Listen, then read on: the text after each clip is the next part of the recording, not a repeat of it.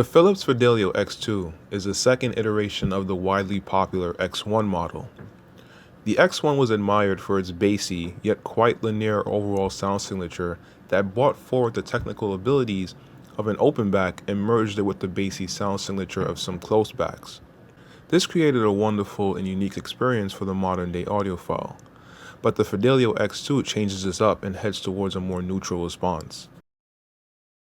The X2's packaging is rather straightforward and less fancy than the X1, with more plastic materials used. I have no gripes with this as it allows more money to be put towards the headphones when you think about it. The Fidelio X2 is presented in a clean and settled in fashion and is very similar to the X1's presentation. Also included are a 1/4-inch adapter and a 3-meter cable with a 3.5mm termination on both ends, as well as a significantly reduced impedance allowing greater dampening of the speaker, resulting in a more controlled overall sound. Lastly, you have the manual and manufacturer description of the Fidelio X2 and the steps they took to create it. The Fidelio X2s are identical to the X1's overall build.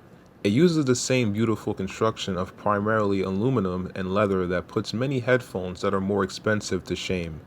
The same size speaker is also used, however, there are significant differences in the makeup of the diaphragm, as well as the dampening material in front of it.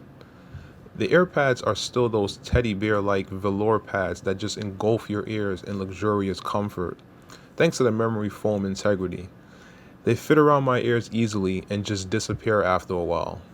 The major complaint in regards to the construction of the Fidelio X2 has been alleviated with these pads now being user replaceable.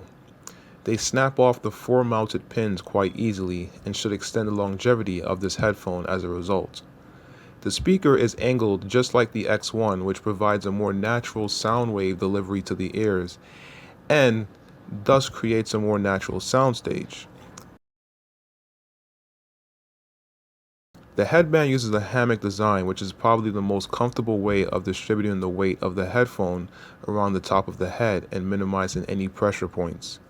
So in summary, these are spectacular in terms of build quality and comfort and really make me question some of the materials found in headphones costing much more. The Fidelio X2 sound is pretty much the most neutral that I think I have ever heard from a headphone, even more so than my wonderfully neutral Focal Spirit Professional. This may be in part because of the open back design of the X2 allowing the transients and decay to sound more effortless and less resonant than what closed backs tend to impose. The transitions from bass to mid-range to treble just sound so right, and really brings forth any flaws or oddities in the frequency response of my other headphones. Now let's dive into the technical abilities of the sound. The bass response has improved from the Fidelio X1 in regards to the level of control and extension in the sub-bass region. This bass response is one of the best that I've ever heard from an open back, primarily because it doesn't resemble the usually weak sensation that open back drivers tend to output. In terms of the absolute level of articulation, the X2 is still a bit soft and not quite as tight and sharp as a planar magnetic or a well-designed closed back. But due to the beautiful rendition of the bass in relation to the other frequencies, it's a presentation that just screams luxury. The mid-range is very smooth and colorless and just allows the song to shape the headphone. Vocals, guitars, or pianos just have a very realistic presence to them that increases the level of transparency of the X2 to a level of nearly being there.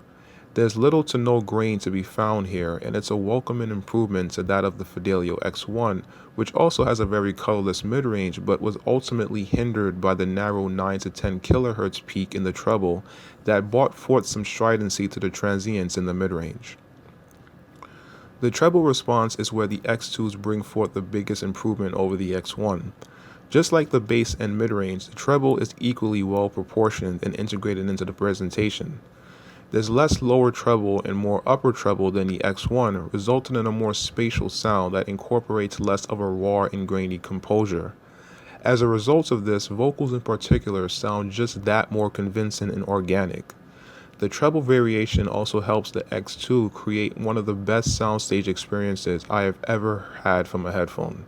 It's quite possibly up there with my Sennheiser HD700. Instrument separation is excellent, and the diaphragm Philips has constructed doesn't seem to show much of any signs of confusion when the music becomes complex. If you are watching this wondering if the Fidelio X2s are a worthwhile upgrade to the X1, please stop this video right now and just get a pair of these immediately. The X1 is still a great headphone and probably even more suitable for someone who primarily listens to bass-driven music, but the X2 is a true evolution of the X1 and a headphone that just earned my new Best Value Period award. Thanks for watching my review of the Fidelio X2. Later.